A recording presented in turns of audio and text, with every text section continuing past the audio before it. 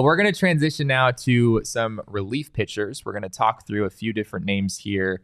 We have a bunch more to get to in future shows as well, but we're going to start with Los Angeles Angels reliever Carlos Estevez. If you look at his numbers this season, pretty impressive stuff across the board. A 2.13 ERA, 1.26 WHIP. He is 21 for 21 in save opportunities. That is music to Diamondbacks fans' ears, I am sure. 10.7 Ks per nine, 4.5 walks per nine. He has a 3.87 FIP, which is much higher than his ERA. He's probably overperforming a little bit over there in LA. But yeah, I mean, if the D-backs want a closer, which I think they do, this guy probably makes a lot of sense for them if he's available. Yeah, it's how much of this is overperformance in a stadium that isn't Coors Field? Yeah, that's a big factor. And how much of this is actually who he is? That's my biggest concern, because he's shown some really impressive numbers in his Colorado days. They were short-lived because, of course, it was Colorado. Yeah. But he has shown flashes of this. So how much do you see? You really lean on your scouts for this, right? How much do you see this is actually him, and how much of this is just it's not Coors anymore? The whip scares me. It's not, 1.26 is not great. I think for far too long, we as Arizona Diamondbacks fans and believers have dealt with closers that like to load the bases before trying to strike out the side. Turn that hat to the side, Fernando Rodney. Now, baby. is he an upgrade? Sure. Does he have a place? Yeah. Yes. But I am just not sold that ERA would stay the same if he came from LA to Phoenix. No, it probably wouldn't. And he is on a 2-year contract. They signed him over this past offseason. So some people are pointing out in the chat that, knowing Artie Moreno, the Angels might not want to trade Carlos Estevez, which does seem probably likely. I do think there's some possibility where they realize that, Shohei might be gone at the end of this season. He's an Arizona Diamondback, didn't you hear, Jesse? Right, of course. I don't know if it would necessarily take them trading Shohei to also be willing to trade Estevez, but there's a pretty good chance the Angels aren't going to be in position next season to need a lockdown closer. I don't know if they're really going to be in that position. So, and is he actually a lockdown closer? You don't really. Yeah, you don't know. There's a lot you don't know here. I was always intrigued by him in Colorado, but he was never he never seemed like an elite back-end arm. So I do think he's maybe overperforming a little bit. Switching gears over to David Robertson of the New York Mets. Somewhat similar, actually identical ERA, a 2.13 ERA for him as well. A 1.04 WHIP, quite a bit lower. He has 13 saves this year for the Mets, 10 Ks per nine, 2.8 walks per nine.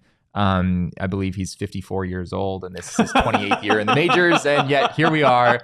David Robertson is still a pretty top-notch back-end arm. I believe Gambo mentioned him in a tweet the other day as maybe someone that the D-backs would look at. He is due to make $10 million this year, so it would be around $3 million or so for the rest of the season, and then he's a free agent who'd just be a rental for the rest of the year. How do we feel about this one? That's the move I want to make.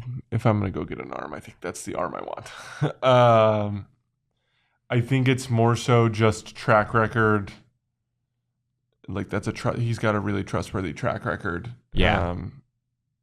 I believe more so in rentals for bullpen arms than I do for starting pitchers, because you can build a bullpen in the offseason a little easier than you can go out and get another starting pitcher for your rotation. So I believe that if you're looking to get a rental, you get it in the bullpen, not in the starting rotation.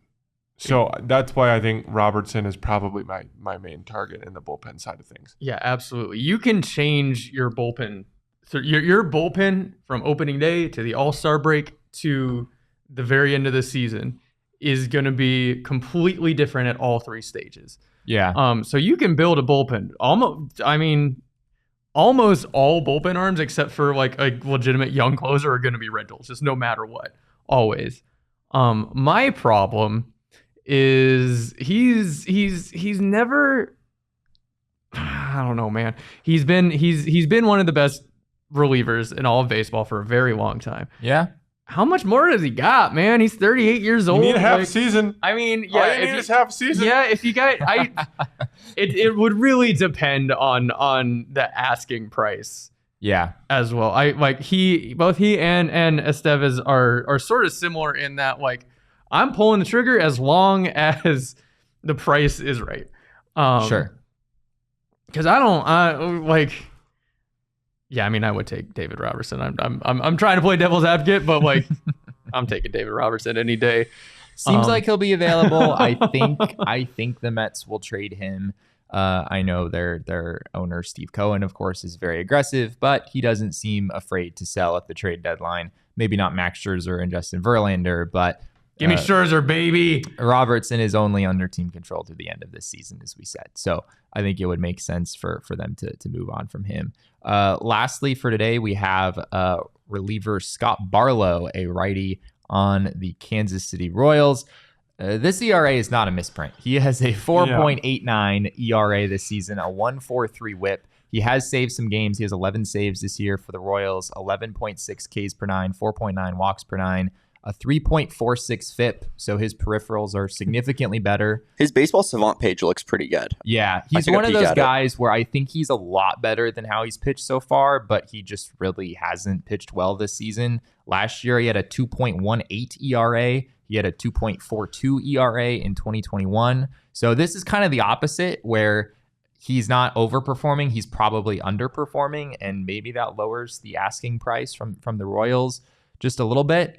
And he does come with another year of team control. It would be $5.3 million in 2023, so about $2 million, a little less than $2 million the rest of the way. And then he's arbitration eligible for next season as well. Yeah, the fielding independent pitching tells me a little bit better story about that ERA, right? He's probably pitched better than what his ERA says. Yeah, totally.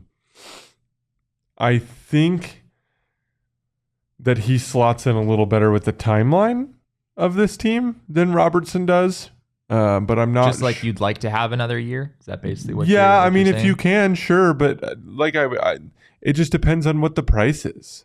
Yeah, like I don't know if the Royals are going to be willing to, even if he's pitched bad this year, take less because they know what he's worth. Yeah, I don't think they would want to. Yeah, for them, it would make no sense to trade him now unless they're getting pretty much what they would have hoped for if he was having a good season.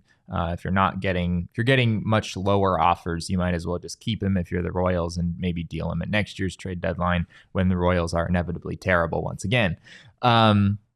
This was a guy, he's been on our radar for a while. We've talked about him on the show before. But it is one thing to have like the nice shiny peripherals. It's another thing to actually like get good results.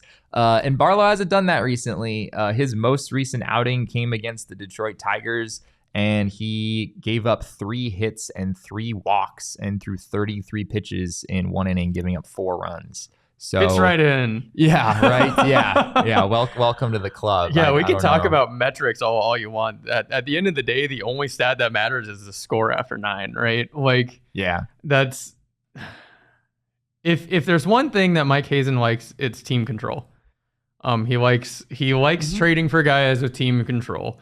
That's been true from the time he took over to now. Yeah. So that's kind of how he would fit in, I would say, but.